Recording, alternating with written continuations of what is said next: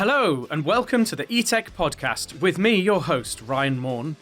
I have been involved in the development of electrified vehicles and machines since 2005 as an engineer and a business leader. This podcast is the product of my passion for electric and autonomous vehicle technology. I'm here to share knowledge from some of the world's leading experts, as well as my own insights. Join me as we accelerate the transition to cleaner, safer and smarter vehicles and grow the industry around the world.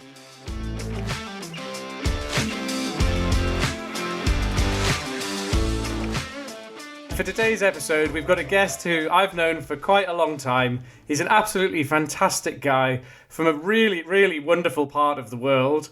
And if you haven't been to where he's from, you really should make a point of going there sometime.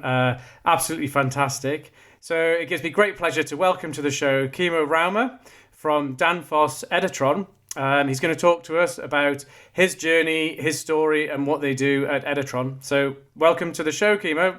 Thank you, Ryan. Thank you. And almost we're able to start with the normal nowadays happening. So my son was walking into the room. So like starting with the normal teams and all the stuff that we have today. But thank you for inviting me. It's really, really enjoyable to be here and of course talk about the things that are really near to both of our world and what is going on in the world. So I'm really happy to be here. Yeah, and I think we just declare an interest in that we started roughly the same kind of time doing the electrification stuff. So our paths have crossed lots and lots of times in the past. Yes. People, I'll have to apologize for that in advance. So I'm going to have to try and be on my best behavior as an interviewer and remember to ask you about all the things that you might have already told me in the past, but to try and get the most out of this for the listeners. So that probably leads nicely into a good starting point, which is really your background, Kimmo, and how you got into the electrification piece in the first place and where you're from. So if you could just give us a quick bit of an intro to yourself. Yes, thank you, Ryan. So as Ryan told, my name is Kimmo, and I'm born in Finland. And as you know from the ice hockey, all of you that follow ice hockey, there is a saying that if you want to win, have a fin. So that's important to know, and it also goes for any other part of the world. So I don't know if Ryan, you have any fins, but this is just a hint for you that if you want to win, have a fin. And So Finland is a big country, I don't know, it's sort of a surprising thing because there's not very many of you, but it's a very huge place. And you're from quite an interesting part of Finland. Yes, it's the eastern part, so it's the nearest place. If you know from the map, St. Petersburg, which is a big city in Russia. So we are the nearest city when you come from Russia side in St. Petersburg to Finland. So you can find it from there. So that's the place, and I can tell you that how you get to know Finns and the mentality of the Finn in this COVID-19 time. So there is this joke that will tell that the Finns are super happy that the limit of 2 meter distancing is over and we can go back to normal 5 meters. So, so basically Finland is 75% of forest and 20% of lakes, and the rest is habited. So we are size of Germany, and it's a little bit over 5 million people, and we are really technology-driven country. So that's basically the something that people rarely notice that it's really that we have a really high education on almost 60% of the people goes to the university level, and that's where it's of course the home of Nokia mobile phones and all of the inventions during that, and through that it's still also the inverters which are made in this world. Majority of those are designed still by Finnish engineers, just because of the background that there is ABB and Danfoss and of course before that was Facon, and there is also Eton in the area and the area that where it was firstly invented, and it's a really big part of the background of the country, the technology and all the things that it's ruined by that. So biggest part of our gross capita comes from that. Yeah, and I wonder, because in our part of the world, obviously our engineering heritage in the north of England is from kind of coal mining and shipbuilding, But I think the high tech stuff in your part of the world is probably because in a lot of the time of the year you're under about 25 feet of snow, so you can't, unless you're going snowmobiling, you have to be inside designing electronics and programming software. Yeah, that's about it. That if you the other way around is just to be depressed or then design something. So most of the people are designing something, and that's of course the good thing. But of course the truth is that the educational system has been for a long time a really good one, and also university education is free of charge. So just Right. if you don't know, if you go and if you are Finn and you go to university, you are paid by the government monthly. You pay. Oh, well, so you get like a grant kind of. Yes, you get the salary monthly to be in Wow. the university. So if you think about the rest of the world, that where you need to pay a lot to be in the university, and then at the same time the universities are inside the few hundred best in the world, and as a Finnish citizens, when you have a passport, you are paid. So it's a totally upside down world. So Wow. so. Well, yeah, which explains why so many people have higher degrees and things. And you're from an engineering background yourself.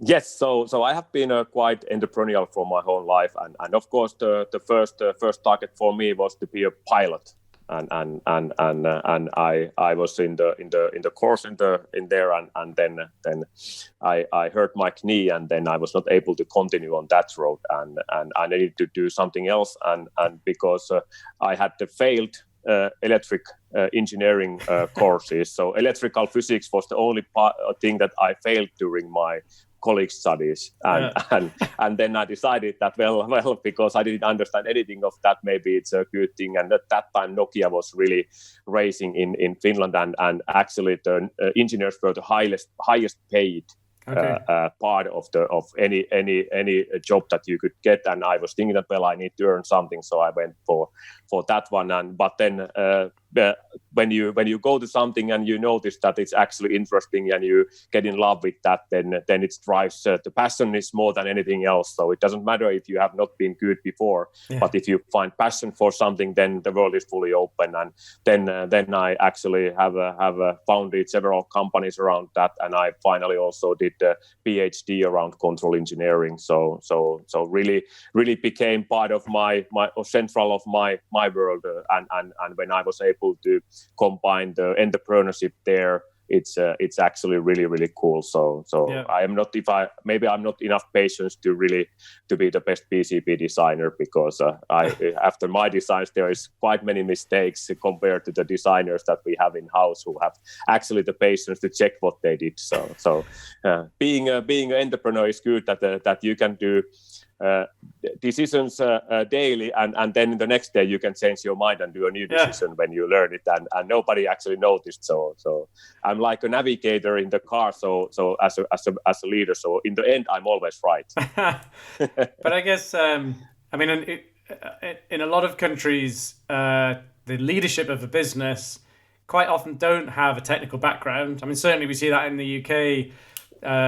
It's unusual. I'm an engineer as well, as you know, but many people in senior positions in these big corporations don't have a technical background, so they're kind of not really in touch with the products that they're producing. They're all about the finance basically, and the spreadsheets and the accountancy. So having that technical grounding must have been really helpful when you came to establish Visedo.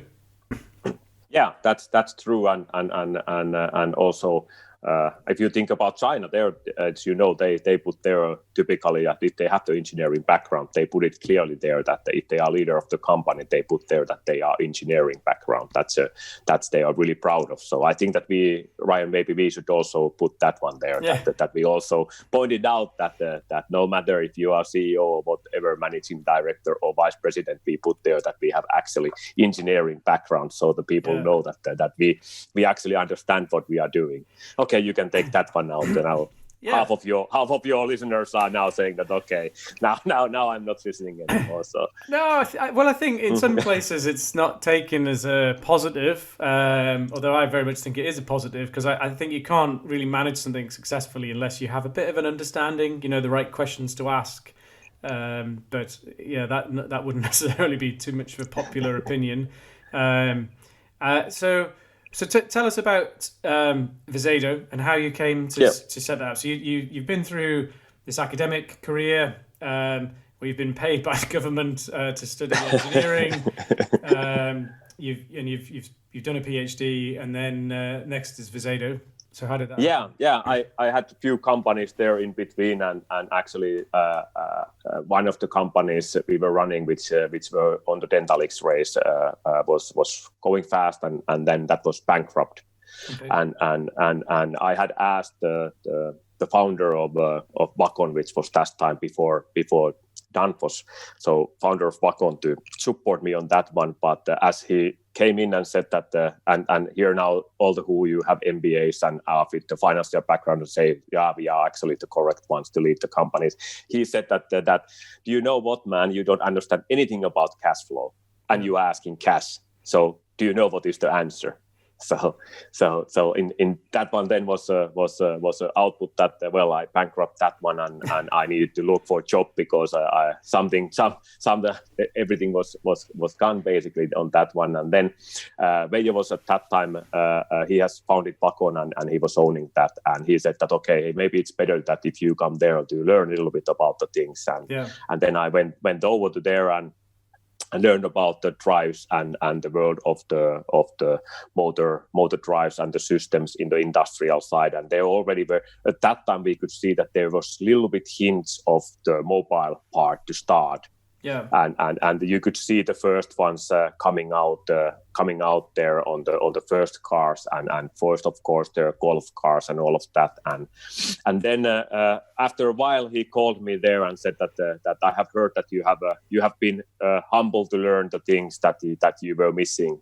So I got a lot of management training and also financial training during the time, and he said that okay, if you are interested, if I want to be an entrepreneur again, he could support still, and then at the same time university started to really push through the electrification on heavy mobile work machines. So I didn't come up with that idea myself, but then I was offered that maybe we should start to electrify the mobile off-highway machines. Okay. And I just took 12 different kind of machines and put it on the paper, calculated the technology that I knew that we could make, and also the fuel price on that time. And everyone else does remember how the fuel price or the crude oil price was in the 2009, and onwards it was like rising all the time. And then I calculated from 12 machines that 8 of them were with the payback time less than 3 years with the current price, which was about €1 of liter. So that was about the pricing, and that the payback time was there 8 out of 12 machines. So I decided that okay, this makes sense. This is a business, so let's start a business around this, and then I jump off of that company, and in the beginning I was there alone, and then I was I still remember that it was quite late night that I was thinking that I need to have the team here, and then I started to find it. And so just to kind of, we'll go pick up on that. So you basically sat down and you looked at 12 different kinds of off-highway machines. So we're looking like forestry equipment, construction equipment, mining equipment, this kind of stuff. Yes. And you did a calculation based on, I need batteries and motors and these bits of hardware. Were you thinking about it as a new build machine or as a kind of retrofit? Like if I take out the engine and fit the electric, or was it a new equipment?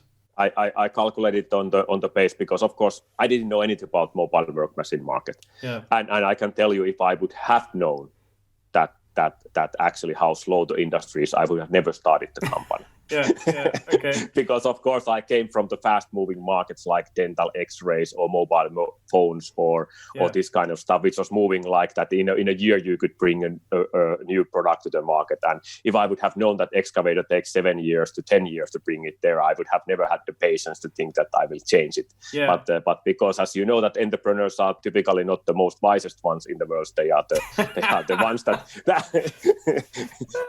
believes too much of the world and ourselves. So that's the reason that we jump in. So I just take the price that I could find from the internet for a machine, Yeah. I looked the how much it uses gasoline, and then I just take that. Okay, I know that I can save with this kind of a cycle. I believe that I can save this much of the fuel, and how much does it earn back on that one, and then how much the extra equipment cost. So I was only calculating that does it pay back for the extra investment in 3 years, and then I looked at typical lifetime for the first user is like 5 years for the machine. So then the first owner would earn about the same money for themselves. Yeah. So I would assuming that then they would make a wise decision that okay, they want to earn that amount of money by investing a little bit more of beginning. Okay.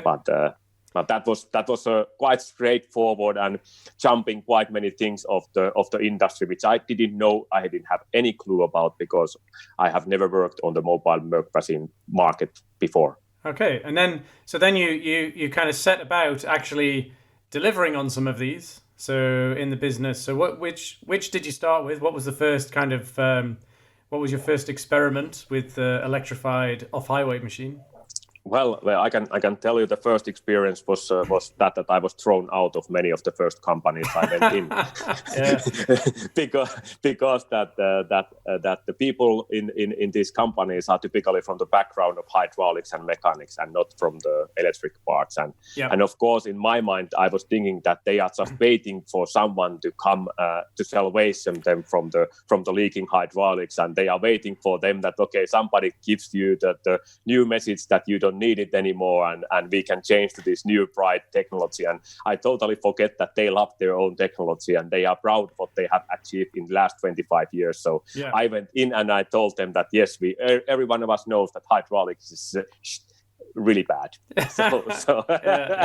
And then that was a quite wrong type of starting. And after the first 3 companies and one literally threw me out in 15 minutes when I entered in. Yeah. And then we think that okay, what went wrong? What is? And then I understood that okay, I'm saying that what they have developed during the 25 years is worth of nothing, and this guy who have never done any work machine is able to make it 30% better just by changing the stuff inside. Yeah.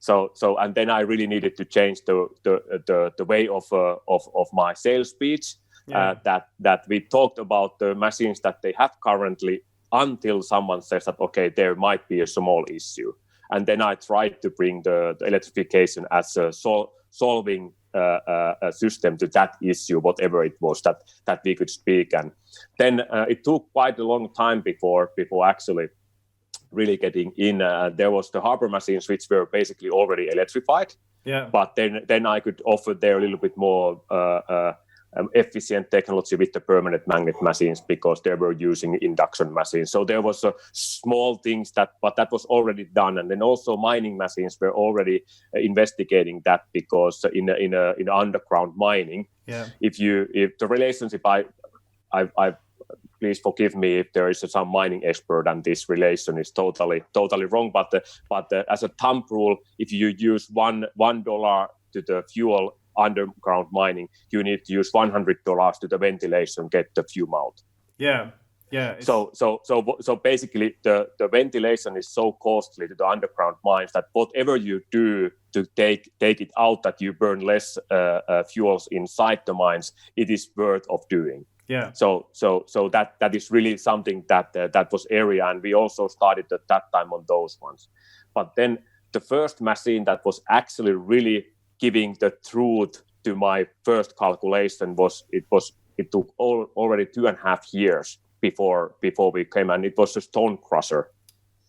Oh wow! And yeah. And of course, I can now tell that I knew everything about the physics of crushing stones, which means that I had no clue. But because I was already so desperate of really getting sales, I just promised to the owner that okay, you get your money back if we don't save 30%. Yeah. Okay, then of course, when the price was that if it's 30% and then the lifetime was 5 years and the calculator said, of course I got the deal. Yeah. And then we electrified that one, and it was one of the biggest France road construction companies who took that, and actually it was paying back in 8.6 months. Oh, wow. And what kind of system was that? Was it a hybrid, or was it a battery electric, or what? Yeah. What it was a hybrid. So we kept the same diesel there, which was a Caterpillar diesel. So we kept the same diesel there. That there was a minimum amount of changes to the other components, and then typically the diesel had a gearbox, and the gearbox have the direct connection then to the drum that was turning, and it was basically mechanical driven. So we just changed those ones, and we had a generator there, and then we have a supercapacitor for the peaks to make sure that as you can understand, when you have a stone crusher and you get the big stone, some excavator drops it there, you have a huge peak of energy coming in, and then when the stone is come, it's basically going down, and the diesel needs to be getting the power to the peak, so it needs to run all the time with the top power that there is. Yeah. So with the supercapacitor, we took the peaks out and get the diesel running with the standard medium power or average power, and then we had a motor running the drum. And now, as I told you that I knew everything about the stone crushing physics, I also knew that if I can keep the speed of the crusher all the time the same, actually the energy needed to crush the stone is less. Right. Okay. And because the diesel is always struggling, if you get the peak, it slows down a little bit. So also the drum of it's slowing down, and so it needed to use more energy as a total to get the stone crushed. But because every one of us knows that the electric motor gives the torque immediately and can keep it even in the small speed, so it didn't slow down. So actually the stone was crushed with less energy. So the total energy consumption was dramatically less, and then at the same time, the output was, of course, much higher. Yeah. So actually, the reason that the payback came was not about the saving the fuel; it was because of the productivity increased so much. Okay. So and this has been the biggest learning for me. The electrification in a machine is not about saving fuel. Yeah. It's about increasing productivity, because the controllability and able to have the immediate torque in any application that is cyclic gives you so much more benefits that it pays everything out compared to the machines that you have today. Yeah. And that was also the time, as I told you, that when I was having a financing round, as many of you entrepreneurs know, that you need money a lot of these kind of companies. And in the beginning, when the oil price was rising, I got this answer that this is the best company ever. It's dependent on the oil price, and what one can say that oil price will be rising forever because it's limited resources. Yeah. So everybody was doing, okay, we want to invest in your company. And that was really like easy part. And then everybody was remembers what happened in 2014. Yeah. That suddenly it was more than $100 per barrel. And the paybacks time were less than 3 years for me, and everybody was really going forward. And then in the next morning it was like $21 per. Yeah. And so the payback times were totally out of the picture, and I didn't know what to do, so I didn't update the oil price to my slides because my sales story was destroyed on that one. So I kept the sales price on the same, but then after 4 months somebody started to notice me that, hey guy, have you noticed that the oil price is a little bit different nowadays? So yeah. And all the big companies stopped all of their projects. Right. Yeah. So and at the same time, the stone crusher came out, and I went to them and asked that why you are actually still buying from us, because most of the companies have stopped all the projects because the oil price is down, and it makes no sense to put these machines which are based on the savings out. And they said it's so minority for us. The productivity gives us so much more that the fuel price is just a small extra there. Okay. And that gave me the new story. So I copied that story from my customer to my company and started to sell the investors actually the productivity. Yeah. And that was actually the thing that really boosted up and made the company to boom, and also the storylines and why we got after that so many new, because we actually understood that what we were doing. Electrification is about productivity and saving, doing the maximal things with the energy that we have. Yeah, we've seen a very similar kind of pattern obviously being, around at the same kind of time. It's interesting. I just to step back a little bit, because obviously today it's a totally different world. In this sort of post Dieselgate, post Elon Musk, Tesla kind of world, electrification is kind of almost is normal. Dare I say it, fashionable.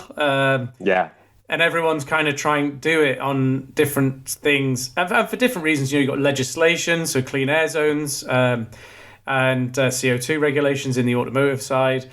But people tend to think about electric cars and that market. But you have always been very focused on the kind of heavy duty side, on industrial machines, on marine, on off-highway forestry, on these things that are. People kind of don't. I think a lot of people don't even think about that. There's millions and millions of these machines in the world, all with engines, all doing work, burning fuel, often with lower emissions, exhaust emissions requirements than on highway. So potentially putting out quite a lot of local emissions as well. There's this vast market there for machinery, but no one, people buy a Tesla because they want to look cool. No one buys a hybrid stone crusher because they want to look cool. Exactly. It's about understanding the business case to get the technology into the market, and you've captured that really, really well.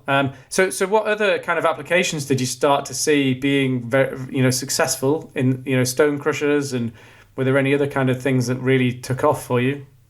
Yeah, so there was also forest harvesters, and that's also a little bit contradictory when you think about that we have our statement is that we want to end the pollution of the world. So that's the statement, and we use electrification as tool. And I believe that electrification is at the moment the only technology that actually can save us, just because the efficiency is so high, and that's the only way that we can get more to everyone by using only the same amount of energy. So that's the only way. We cannot do less just because we need to get everybody on board with the better life, and it's only small part of us that has a life that is acceptable, or even of course for us it's too good.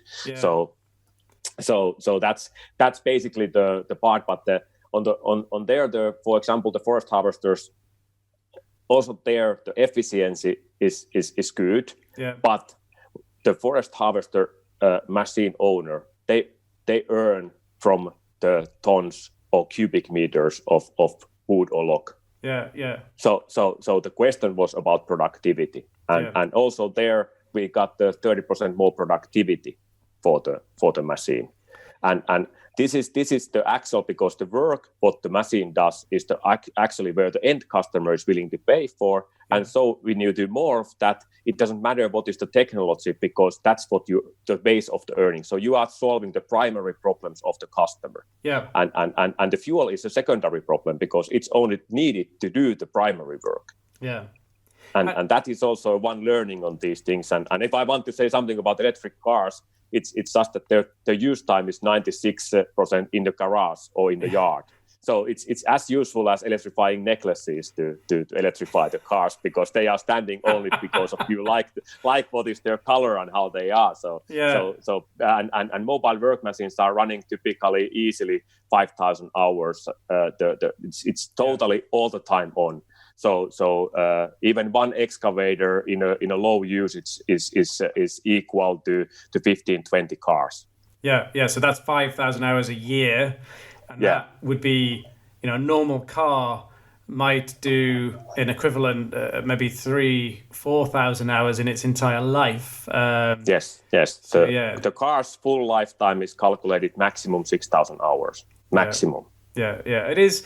It quite, when you start to think about it with off-highway machines, even just the logistics of supplying the fuel, you're burning hundreds and hundreds of liters, if not thousands of liters in some cases of diesel on some of these job sites. And forestry, it's remote. You work by nature. You're working out in the middle of nowhere.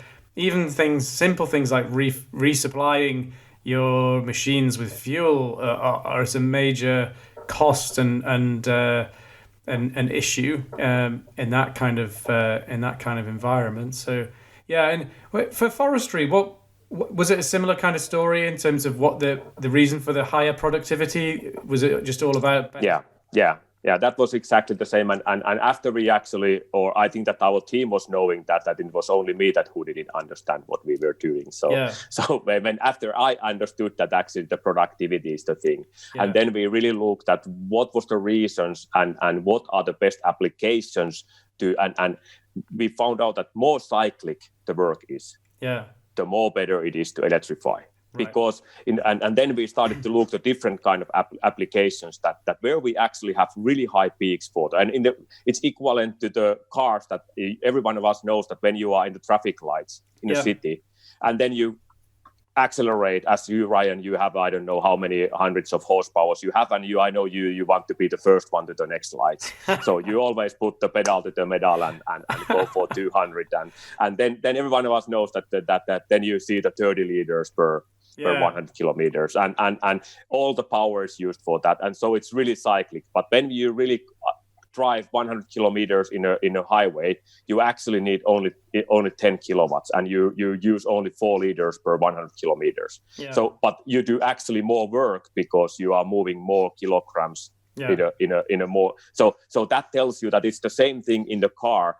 That if you do the acceleration and peaks out, you actually would need only 1-cylinder engine there. And you could do still all the same stuff and have the fastest sports car in the world. And which is Elon Musk has proven to everyone that it's no sense anymore to compete about how fast you are, because all the cars are now, the electric cars are accelerating under 3 seconds, which is crazy. It's uncomfortable, and it makes any sense. So now only the distance, what is the range, is meaningful for everyone. So how much we can get out from the energy. So that's more or less the background. So then we started to find out this really cyclic, and you understand that the forest machine, you cut the tree, and then you have long hydraulic pipes going to the end of the harvester head. And then it needs about 200 kilowatts peak power of 10 seconds to cut the tree and move the tree log. And this kind of peaks comes every time that you move the log and you cut it to the next piece there.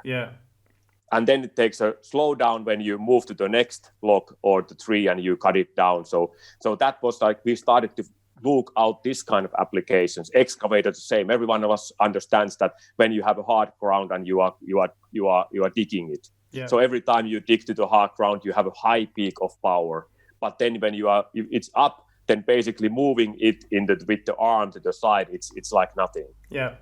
So all of these kind of cyclic things where we could cut, because the diesel engine was measured to match the highest peak power, because you still need to do the work. And then when we electrified that and had a small energy storage there before actually the batteries came feasible pricing. So at that time it was no sense to do full electric ones because the batteries were so expensive. So then you did only the minimum amount of energy storage to cut the peak out, and then you could put there a really small engine, and you cut down electric cost and also the operational cost. And that was really how we started to pull, and after that we really became the number one in the world for electrifying mobile machines. So we did about 100 different type of machines all over the world. Right. And is it so that battery or not battery? That's an interesting point, because when you look at even some other machines from some OEMs, like for example, John Deere have the hybrid wheeled loading shovels that they sell in the US. Caterpillar has the hybrid dozer, but they don't have they didn't have batteries on those machines in the market because they didn't actually really need them. So they were getting really good benefits. And again, it was about productivity. And John Deere, you heard that from them a lot about productivity of the machine, as opposed to outright fuel consumption. So what even when batteries were relatively expensive, you could still achieve an awful lot. But so today, obviously things have moved on a bit. The battery prices come down quite a bit in even for the special batteries you need for heavy duty machines. The costs are significantly less than they were. Do you see it is there more opportunities, or are you more kind of able to do battery electric machines now, or still kind of? Yes. How has the battery cost changed the market for you?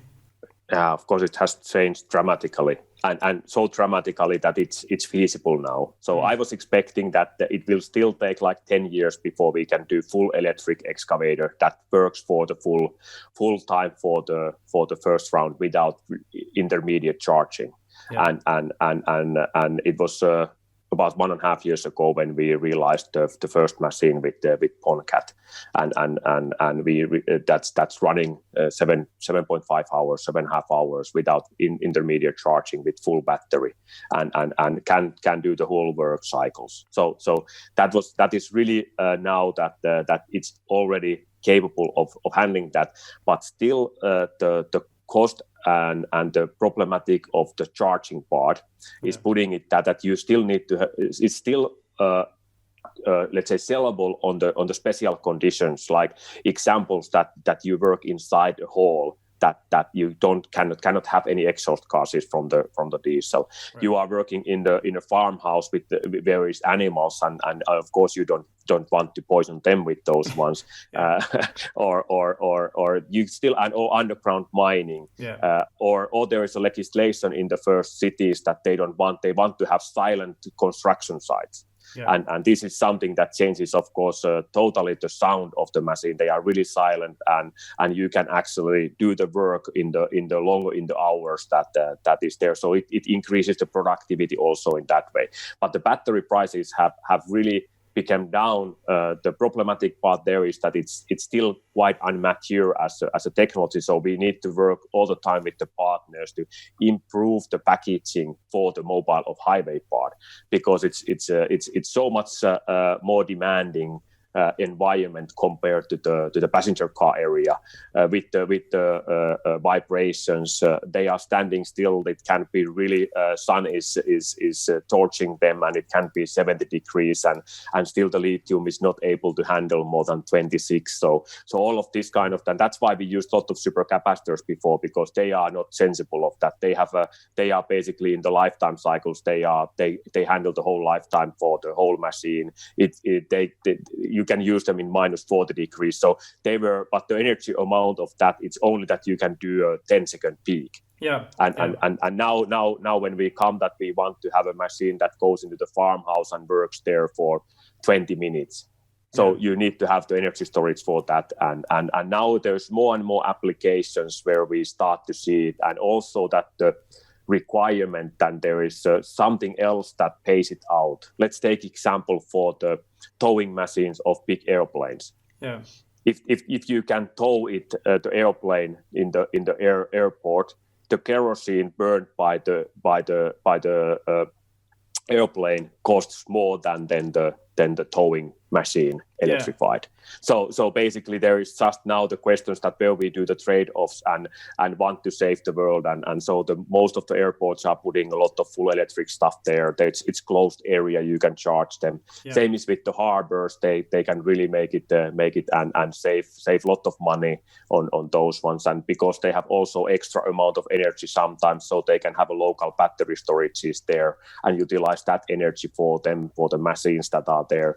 And with the full autonomous stuff, because the electric systems are much more better on controlling and much more exact on their controls, more or less when you do autonomous stuff, you are electrifying at the same time. And one good example is the PSA Harbor in Singapore, where we work together with PSA Harbor. All the new 3,000 tractors, HEV there, are full autonomous and full electric.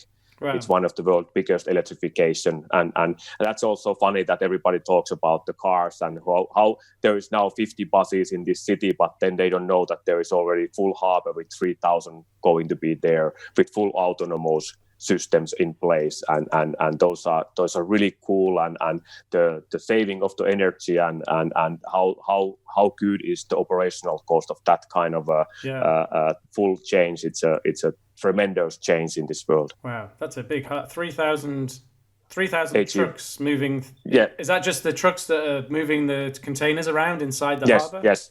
Wow. So they are automatic container handlers. So it's like a platform that you just put the container on top of it, and then it automatically finds the place that you need to, and then you have the parts that lift them in the price. So they are just moving the containers in the harbor area from one place to another, and then there is a map, and it's fully autonomous. So and it's really cool. There is also the charging devices are fully autonomous.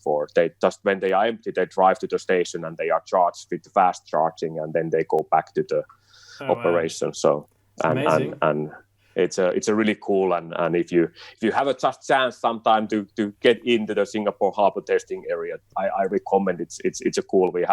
I think we have now 25 first autonomous AGVs there. Okay. Running with the charging, and now it's the full harbor starts to go on, and the tenders are there. So it's a really, really cool, and I believe that this is a trailblazer for the harbor industry, and it will change the whole industry. Yeah, it's the calculation of the cost efficiency and the operational safety and all of that. It's so much better. We talked a lot about the technology and the kind of applications. But in the so we've kind of almost got up to the present day there, but there was quite a big, for you and your journey, quite an important change a couple of years ago now.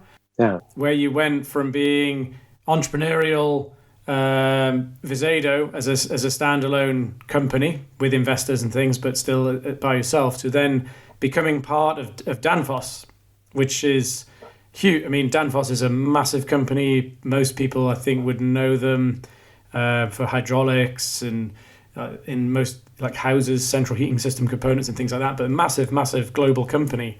Can you tell us a bit about that and how that affected you? Yeah, I can tell you, and I can also tell you that what was the leading to that, and I can thank of course Elon Musk of that, because he changed the mindset of the world. Without him, the electrification would not have happened also in the off-highway industry, because the excavator driver will not go to the electric excavator before he has an electric car, and he sees that the electric car is faster, more powerful, more better, and then he sees that, hey, what is the sense that I don't have an electric excavator? So the change of the mindset is the first step to change of the industry. Yeah. And it always starts from the individual. So that's why it was important. And of course, in the 2015-16, everybody noticed that the electric cars really boomed off. Yeah. So, and you and me, Ryan, we know that it's a really difficult to find people who have experience and knowledge about electrification and electric products. It's not an easy engineering area. No, it's really complicated. You need to do your maths in the school. You need to do your physics in the school. Yeah. You need to understand a lot of stuff, and so the good engineers in the electrification are rare. Yeah, and you've got to be able to do. It's funny, I was talking to some of our guys yesterday, and we're doing difficult things. I actually said that to someone yesterday. We're doing difficult things that other people haven't done before, which just adds to the difficulty, because you can't pick up an example of when it was done last year and we do the same thing again, and we know there's a lot of things you don't know about the application, about the engineering side. So you do need people who can think on their feet, who are good at solving problems, as well as having, the knowledge of the electrical systems, electronics, all of these embedded software, like hard to come by technical skills, but also being able to do new stuff and actually feel comfortable doing something that hasn't been done before. That's it's the nearest thing of magic that you can get. Yeah. Because there in the electric motor, it's running, rotating, and there is nothing attached to it. How it's possible? How that's come? You cannot see it. You cannot smell it if you are running okay. You can smell it afterwards if that goes wrong. But basically, it's something that you cannot measure with and it's not physically there. So it becomes really difficult for human brains, and then you can only use math and physics to tell you that what is wrong, what is right. And that makes the thing that you need to go to the school and actually learn something before you can become a pro of that. We are, Ryan, so good. So we are in the sexy industry. We are so sexy and clever. So I like to. This is a good podcast. We can just say good things about us. In fairness, though, when we both started, it definitely was not sexy. So... yeah. And I don't think it was much. It definitely wasn't me. It might have been you. You know, you've got better fashion sense than I have. But I don't think we personally kind of made it a sexy industry to be in. Yeah. I think that Elon had something to do with it, but without us, no chance he would have made it. So we were the needed part of making it through. Definitely. But but at that time everybody was going for electrification in every passenger car industry, in the automotive, everywhere. In China, it had been booming already for 10 years, and it became clear that the team we had gathered, or I gathered in the company, was super valuable. Yeah. And there were so many companies from the automotive industry around the world who wanted to acquire the company just because of the knowledge base of the people, because they had proven track record of making these products and systems which were actually working. And there was not so many available at that time who had a track record of doing that. Yeah. And knowing what so then it became clear that as there was also investors that they want to cash out. Yeah. Because it was at the same time really expensive. We were growing 100% per year, and only the cross capital what was needed for the working capital there. That is the money that is attached to the making the stuff. Yeah. So it was growing million per month. Yeah. You were consuming cash as a business. Yes.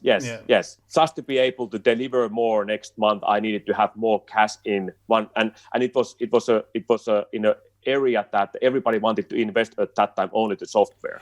So it was also really not sexy for the investors. And I think that you know it really well what I'm talking about. That even it's now, almost it's still like that. But it's just because the payback time and the risk in the software industry is so much lower than in the stuff that you do real, and you need to have a real factory, and you need to really invest to the mold. And if you don't if it goes fail on the mold, you just lost 100,000. Yeah, and you just never recover it. So it always seems strange to me though that the investment community doesn't seem to understand.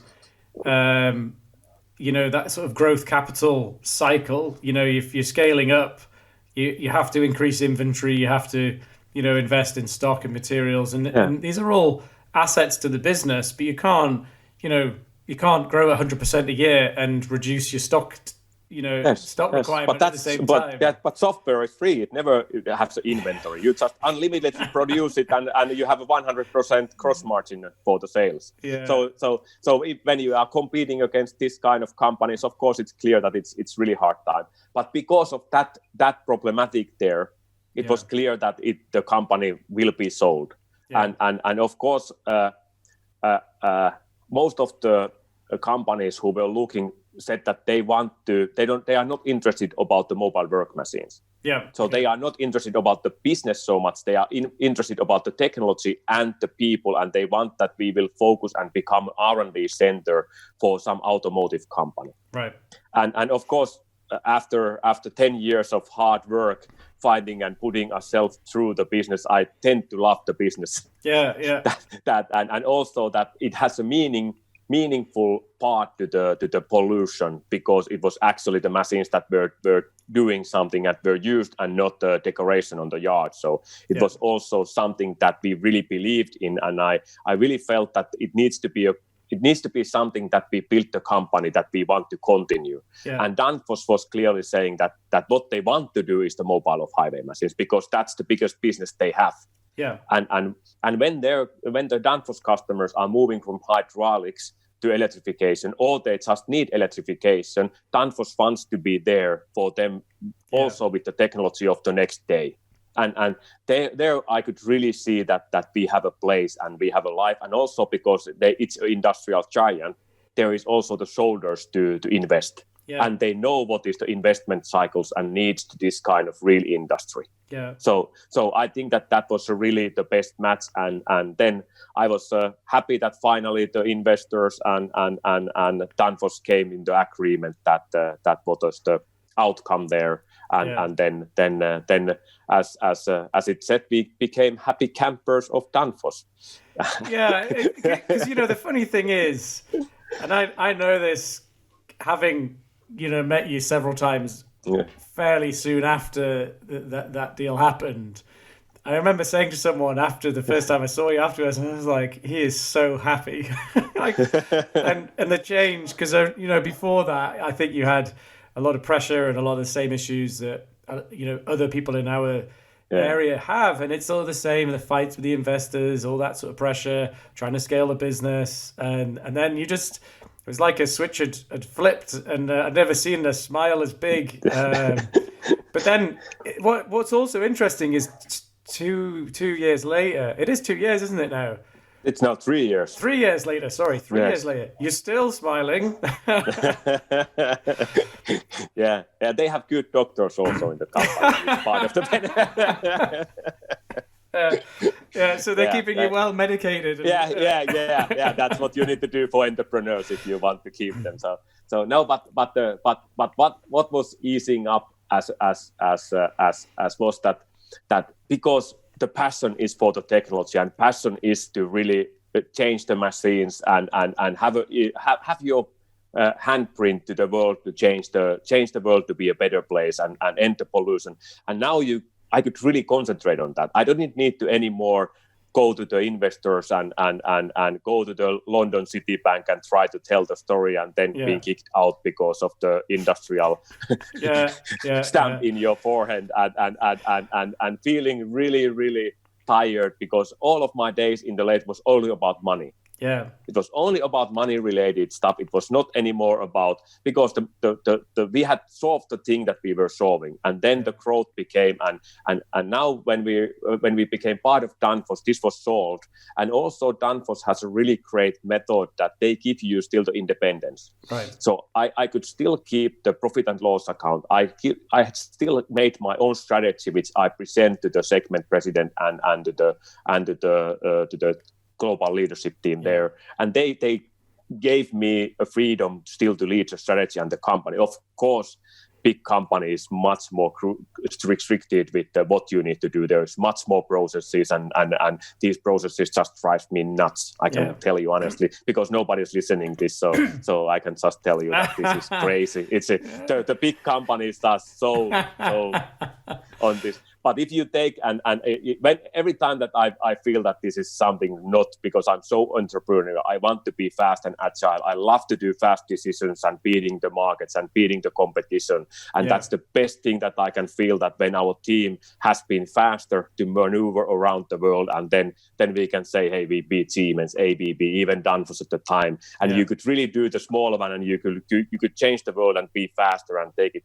And then you come to this area that you have 100 different kind of blankets that you need to fill. And then in the morning when I wake up, the first 2 hours, I push the accept button of different things that the processes move forward. And then you think that, okay, this is something that the AI can do any day. So, but then when you do take the good things and if you say the annoying things for entrepreneurial mindset, the good things are so much more. Yeah. When you have been there for a decade and more, it's so much more, and it gives you the freedom to, and also it's for the people. It probably also you love your staff. You would like to give them the chance to educate themselves, become professionals, but because you don't have the money and capabilities, they are just there and they need to behave. They need to become managers of the small teams without any tool set.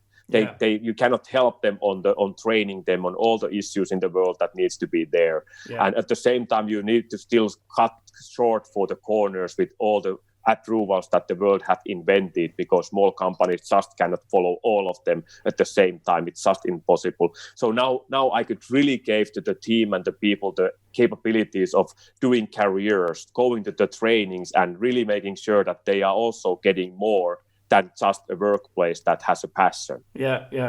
No, it's fantastic that Danfoss, because a lot of big companies wouldn't bring that. It's sort of quite oppressive, but it's remarkable actually how well they have kind of managed to integrate you, but retain that entrepreneurial spirit and the some of the agility that you guys had before.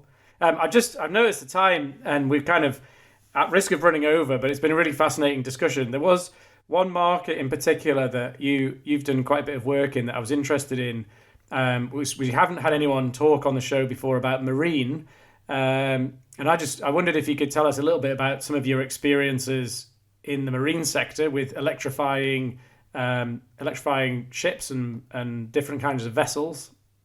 Yeah, that's really nice business, and of course, how I look at it as entrepreneurs have a mindset that we simplify things. As I did with the mobile work machines, I thought that it's 1 year and I will have new excavators in the market. Well, wasn't true, but still with the passion and lot of stamina, we could do it in the first 7 years. Yeah. But in the marine market, I said to hey, it's like a mobile work machine, but it's on the water. How difficult can it be? Yeah. And it's much more easier because they are basically just water mixtures. They're just 2 water mixtures. So it's just so simple with our stuff. So let's just go there, do the same stuff, and sell it. Yeah. Well, it was a learning curve, and we can have another talk of that. How long did it take, and what kind of fun we had there during the marine times. But if you think about the ferry, yeah, it's point to point. It doesn't move around. It's really easy. There's always electricity on the pier. Yeah, and it stops in every time it comes. So basically, if you just have electricity, the machine never moves around, and you have a stop in every certain times. Yeah, it's just must electrification be done. It's no question about it, because now it's really easy to calculate that they are never running full speed. The machines are about 50% too big there. Yeah. Anyhow, just because there is regulations in the marine industry that you need to have 130% of power compared, and none of the vessels never go with the full speed. They typically go with 67. So basically everything is overdimensioned. And what is good in electric systems, they are just perfect for that kind of applications. They save the energy, and if it's a point to point, it's really easy to charge. Yeah. So basically, and at the same time, the pollution is just going away. Every one of you have been in the ferries or vessels, and you know the vibration. Everything is moving, and when you leave, it's just terrible. And then when you have electric vessel, it's totally silent. You can see and hear the seagulls and the sound of the water. You are really part of the nature, no matter how big is the ship. So it's just something that when you once experience it, you say that it's everything needs to change. Yeah. And because it totally changes the pollution. Yeah. There is no pollution coming to the ocean or that area anymore. So it's just that now all the things that are in the harbors, typically harbors are in the city centers. That's where the people live, and that's also where the most expensive apartments typically are. Yeah. And then there comes the ship there, and it has a IMO 3 diesel engines, and it starts to fume the also exhaustion to the apartments that are there. Yeah. And it's a pride of the city to have that harbor. Yeah. So it's so easy in the populistic way to clean that, because that's in the eyes of the people. You want to change something that you see every day. You want to see that it's clean. You don't want to see dirty harbors, and you don't want to have the pollution around you. And if you think about Hong Kong itself, 30% of the air pollution comes from the harbor and the vessels there. Wow. 30%. Wow. And more or less everything can be just electrified by the government ruling, because most of it's handleable by the government. Yeah. So that's why you can believe that this is probably the most sensible market to do immediately. Yeah, yeah, but not. I guess. Marine engines are not very tightly regulated from an emissions point of view, especially when they're out of sort of domestic waters. And the industry's really been quite slow to move to, and the most bizarre thing in the marine industry is exhaust scrubbers as a technology. It's perplexed me a great deal that in cars we've got AdBlue and sort of diesel engines with after treatment systems. In the marine sector they've got after treatment, but it's basically a big shower system where it takes the exhaust fumes and catches some, not all of the emissions, but then puts it straight in the sea. So it's not It's not treating it. It's not kind of doing anything positive. Yes, it's like washing your face. Yeah, and putting it straight in the seawater, which is just it just doesn't make sense to me anyway. Yeah. So we're trying to electrify. It's ferries and things. Do you think it's short distance ferries, or do you see potential for long distance stuff? It's now for the short distance, and it's because the amount of energy that is needed and also the charging. But when you go to the overseas, and this is also why the marine is so difficult to change because all of the stuff that we use, what you get from Amazon, that's the reason that you get from Alibaba with €1 delivery cost. Yeah. Because the marine is the primary way of logistics for all of our equipment and stuff that we use. Yeah. So all the sneakers, t-shirts, whatever, they come with the marine. And if somebody puts more cost there, it's immediately affecting, 70-80% of all the stuff that you see on the shops that what we use, in the food, everywhere. Yeah. So and that's why it's really, really difficult to change that. And the short sea shipping is regulated by local governments, and it doesn't hurt this industry. So that's why but they are under the same regulation, which is, I think, something that should be changed. And also, I think that it should be just agreed that, okay, now if you are using this kind of old machines, you are not anymore allowed to come to the waters of Europe whatsoever, just to make sure. I think that we should pay a little bit more of the sneakers that if they but of course it's easy for me to say. I'm in the good position in the life, so it's easy for me to say. But still, this is the problematic there, that it affects to the 70-80% of all the things that we see around us. Yeah. So there, and then the question is that the battery is never. Never. Don't ever say never. If you say never, then you are too old for doing anything new. Yeah. But at the moment and for the foreseeable future, the batteries are not able to have that kind of energy that it makes sense to go long sea trips with that energy. So then the question is, so what is the solution? Is it then the LNG? Yeah. But the LNG is the question that is the natural gas any better? It's and with CO2s there is no that big kind of benefit. Then the hydrogen and the fuel cells.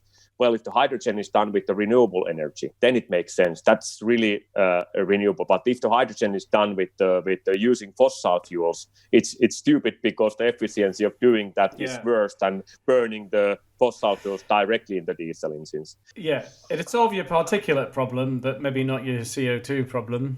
That's for sure. Yes, and we need to think about systematic solutions, not point solutions, because we are just moving the problem. So we need to solve the systematic issues. And the systematic issues that I believe in is that there will be this kind of hydrogen-based fuel cells or engines, and we do it because the energy will be free of charge. I can tell you. Right? Yeah. If you didn't know, energy will be free of charge for everyone, because the solar panels become so good that there is everyday sun more than we use, and we will have more energy than we need, and it's free of charge. Yeah. Okay. So interesting. So just for knowledge that don't worry, the energy will be free of charge, and it will be so much available that we can do whatever we want. So then we can use it to make hydrogen or synthetic fuels. Yeah. And those can be then used for the long term and this kind of shipping industry. And we should just put more efforts from the Green Deal money in Europe or whatsoever to accelerate this change, because that has so big influence to all of our lives. Yeah, there's some big projects coming with generating green hydrogen from huge wind farms that are just being dedicated to producing basically hydrogen from renewables. So it's a big sector. So it's interesting. And because you've been involved in marine for many years, and there are a good number of vessels out there now that are running around on your powertrain hardware. Yeah, with many more to come. So. Yeah, fascinating. So last question, because we've done truly blown the time, but it's been really great to talk to you. What are you most excited about in the future? So what have you got coming that you're most excited about? Well, of course, if we think about the electrification, the Danfoss life, of course, I'm really seeing that the breakthrough is really near. I'm excited to see we have been able to put ourselves in the position that we are clearly the leading on the marine, we are leading on the off highway, and of course now with we started the on highway part. So that's much more competitive than basically other ones, and of course entrepreneurs, they hate losing so much, so they do whatever they can to win it, and of course that's now really exciting for me, that can we find a way to be really strong. And of course, as Danfoss we have our own silicon carbide power modules, and we are the only house in the world that can have a really full liner from the power electronics. So I'm really excited when we can bring out the new products with the full line of Danfoss capabilities, and really hit hard to this market and show that what we can, and when we can publish the new deals that we have. So that's really exciting. But then when we looked outside, one of the I almost influencing some of the new companies as a small investor, and also so I'm chairman in the board in the company that where we will do the office air to be more healthier and make you more productive. So I can increase your productivity by just taking the CO2 out of the air in the office. As you know that you, when you are in a thin air in a meeting room, you feel tired. You cannot do good decisions. So what we do in that, we take the CO2 out, we drop it to 200 ppm, so you are as clever as you can ever be. Yeah. And then I make synthetic fuel out of the CO2, because I get the carbon out of the CO2, and then I have water, so I take the hydrogen out of there, and I use solar panels to the electricity, and then we have there this kind of bacteria that takes this as and eat them and makes CH4 there, so methane out of that, and we have a synthetic fuel coming out of that, and that is really full circulating of CO. So we make synthetic fuel out of the CO2. So you are worth of 1 liter of gasoline per day, man. Did you know that? No. So think about that you need to charge your out breathing in the future. Yeah, indoor air quality is a big area that I think people are so unaware of. That air quality, the need for good air circulation and comfort, like heat recovery as well. Yes. It's so overlooked in homes and in office space. Huge area. Wow. Well, that's amazing. And fascinating. So thank you so much for taking the time out, Kimmo, to talk to us today. I've really enjoyed that. I've learned a lot. I'm sure the listeners will have got a lot from that. So thank you.